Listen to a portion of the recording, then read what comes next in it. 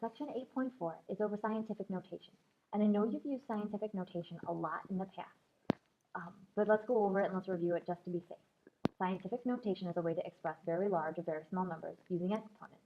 The format is always a number times 10 to the nth power, where that c, that number in front, is somewhere in between 1 and 10.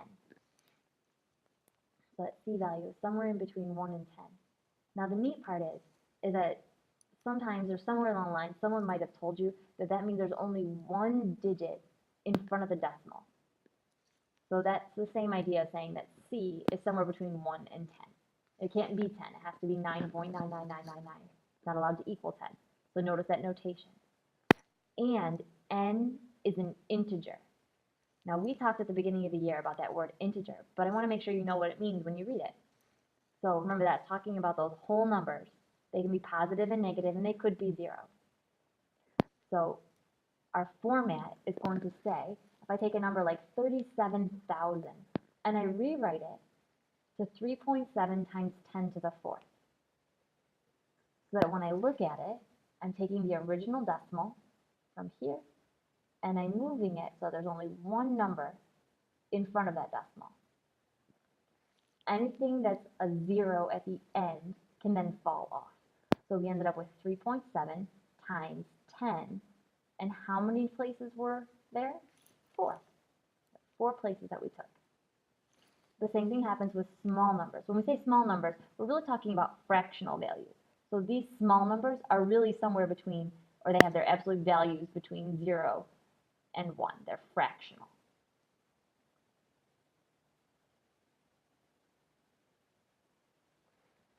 So again, now we're going to take that decimal, and now we're going to move it so that, again, we only have one important digit in front, 3.91. And all of those unimportant zeros can now fall off because we're going to take care of them in the scientific notation. So times 10 to the, because it was a small number or a fractional number, it has a negative exponent, and I moved the decimal 3 places, times 10 to the negative third. All right. Give them a try. Express each number in scientific notation. I know you've done this for a while. I'd really like you to pause the video and check them out. Pause it. Check them out.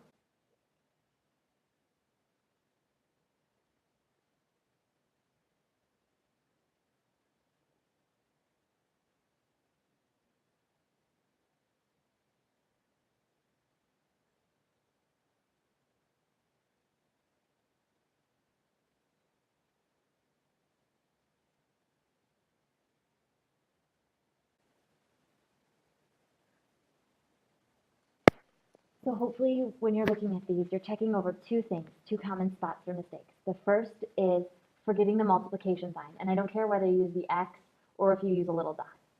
And the second is double check that you have your decimals in the right spot and your exponents have the proper signs. Those are the most common mistakes on these problems. The next set of problems asks you to go in reverse. If I give you scientific notation, can you re-express them in decimal notation? Again, I think you're familiar with this. I'd like you to just practice it.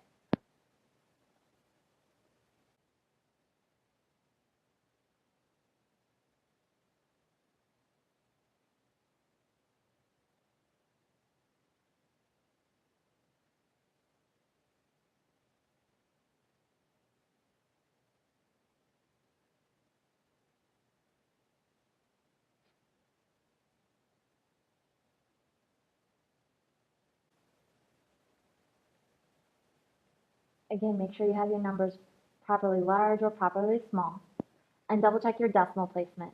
If you did not put the 0 in front, that's okay. But make sure that you still have, like in number 8, that you have 2 decimals, or 2 zeros rather, between the decimal and the 17. Okay? Now, the problems that I really would like you to focus on, though, are these problems here, where you need to use both your division rules and your exponent rules. So, these problems take 2 steps, maybe 3 if you wanted to split them up. The first thing you want to do is do your numbers portion and do your exponents portion. So 1.4 divided by 0.2. When we do that division, we should end up with 7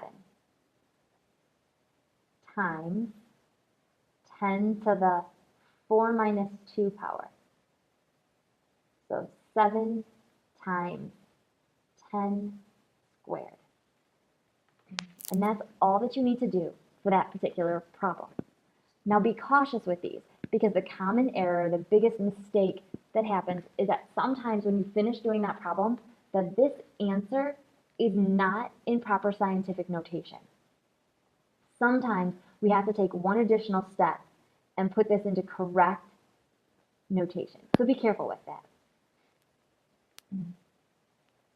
So let's look at number 10 again. So we'll look at the numbers, and we'll look at the exponents. 3.3 divided by 1.1 is going to give me just an answer of 3 times 10, and it's a division problem, so we should keep our base and subtract our exponent. So negative 12 minus negative 14. Minus a negative becomes plus a positive, so that we get 3 times 10.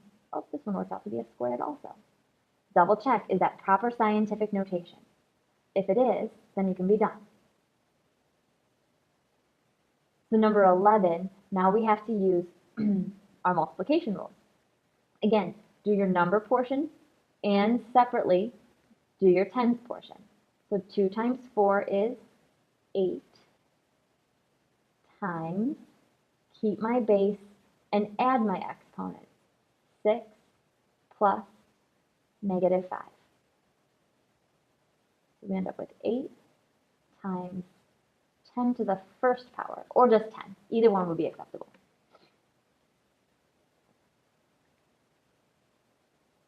All right, number 12. Try it on your own. Push pause and see what you can do.